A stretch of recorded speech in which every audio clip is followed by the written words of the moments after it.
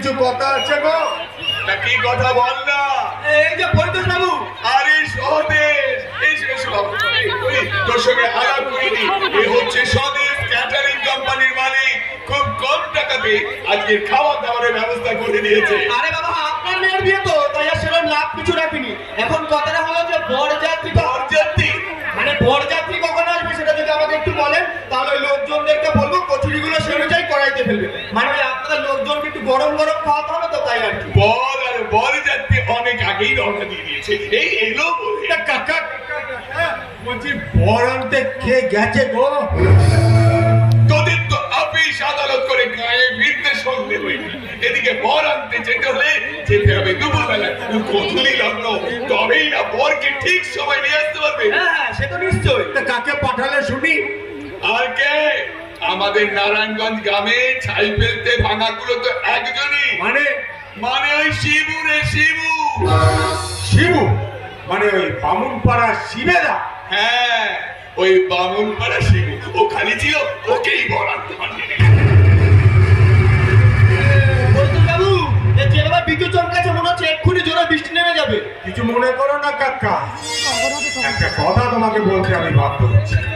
ওই শিবুদাকে বর আনতে পাঠিয়ে তুমি মোটে এই কাজটা ঠিক করো। তোরে কেন তুমি জানো না এই নারায়ণগঞ্জের সমস্ত মানুষ শিবুদা সম্বন্ধে কি বলে? কি বলে? বলে শিবুটা একটা অপয়া। তোরে ওর মুখ থেকে বেরোলে কারো নাকি কোনো কাজই সফল হয় না। আরে বিয়ের 1 মাসের মাথায় ওর বউই তো ওকে ছেড়ে পালিয়ে গেছিল। কিন্তু সারা নারায়ণগঞ্জের খবর ওই রাখে। যেখানে যেখানে জল পড়ে সেখানে ওই শিবু গিয়ে ছাতা ধরে। হ্যাঁ ধরে ধরে, মানছি ছাতা ধরে, কিন্তু তার পিছনে লুকিয়ে থাকে একটা অশুভ সংকেত। অশুভ সংকেত? কারণ তো এই তো 2 দিন আগে কি কাণ্ড কাহিনা ঘটলো ওই পশ্চিমের আলপথে। পশ্চিমের আলপথে? কেন তুমি শোনোনি?